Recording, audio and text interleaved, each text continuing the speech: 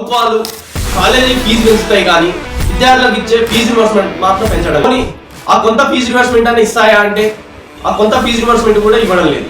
ఒక విద్యార్థి ఇంజనీరింగ్ విద్యార్థి ఫీజు రివర్స్మెంట్ వచ్చినా రాకుండా కంప్లీట్ చేయాలంటే ఒక ఇంజనీరింగ్ 4 years 4 సంవత్సరాలకు గాను 5 లక్షల నుంచి 10 లక్షలు ఖర్చు చేస్తుంది.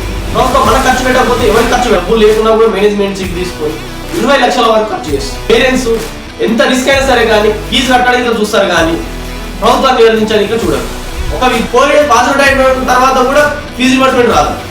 ఫీజు రివర్స్మెంట్ రాకపోవడం వల్ల వాళ్ళ సర్టిఫికేట్ ఆపేస్తారు, ఫీజు కట్టాలి. అలాంటప్పుడు ఆత్మహత్యలు జరగకపోతే ఏం జరుగుతాయి?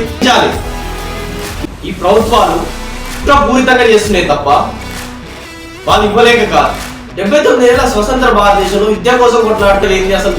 ఎంత అంటే మనం ఎంత బానిసత్వంలో ఉన్నాం, ఎంత అణచివేతలో ఉన్నాం అని చెప్పడానికి ఇది ఒక ముఖ్య ఉదాహరణ. ప్రభుత్వాలు విప్లవం అంటే దానికి ముఖ్య కారణం ప్రజలే. ప్రభుత్వాలు ఏంటి, వాళ్ళు ఏం అడగలే, ఏం చేయలే, అడిగినప్పుడు ఎంతో అంత పడేసి అయిపోతుంది అని ఈ ధోరణిలో ఉన్నాయి. ఈ జెన్ జీ యువతకి నేను ఒకటి చెప్పాలనుకుంటున్నాను, ఆత్మహత్యలు చేసుకోవడం వెంటనే ధరపడి మొబైల్లో టైం స్పెండ్ చేస్తాం కానీ హ్యాష్ ట్యాగ్ ట్రెండ్ చేసేది నేర్చుకోవడం లేదు. యువత హ్యాష్ ట్యాగ్ని ట్రెండ్ చేయడం మొదలుపెట్టండి. ఇప్పటికైనా ఈ జెన్ జీ యువత సమస్యల గురించి హ్యాష్ ట్యాగ్ ట్రెండ్ చేయడం మొదలెడితే ఏ ప్రభుత్వాలైనా కలుగుతాయి. మీరు రోడ్ల మీదకి వచ్చి పోరాటం చేయాల్సిన అవసరం లేదు. అక్కడ వ్యతిరేకంగా ఓట్లేయాలి, అప్పుడే ఈ ప్రభుత్వం మనకు భయపడుతుంది. అంటే అంత చిన్న చూపు ఏంటంటే బీసీలు అంటే రాష్ట్ర దేశ జనాభాలో అధిక భాగమైనప్పుడు అంత చిన్న చూపు ఎందుకు? ఈ ప్రభుత్వం మాట్లాడుకున్న డబ్బులు లేదంటే అంతలా పోటీలు పెడుతుంది. 300 కోట్లు ఖర్చు పెడుతుంది. మెషిన్ తీసుకొచ్చి కోట్లు ఖర్చు పెడుతుంది. మీ అంతా చూసుకోండి, సంవత్సరానికి 500 కోట్లు పేపర్ అడ్వర్టైజ్మెంట్ ఇస్తూ ఖర్చు పెట్టడానికి డబ్బులు లేవు. అంటే దానికి డబ్బులు ఉన్నాయి, బడ్జెట్ పెడతారు, అందులో మన మాట ఏదో అరకొర పెడతారు, అరకొరని ఇంకా సగం ఖర్చు పెడతారు.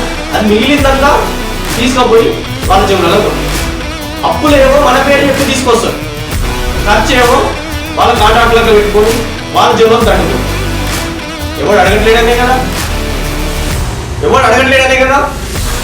మా చిరంజీవి సార్ రాసిన పుస్తకం సాక్షి చెప్తున్నాను, ప్రతి బీసీ విద్యార్థి కానీ, ప్రతి బీసీ కానీ, ఎస్సీ ఎస్టీ కానీ, ఓసీలో ఉన్న పేదలు కానీ జరుగుతున్న అన్యాయం గురించి తెలుసుకోవాలంటే ఈ పుస్తకం చూడండి.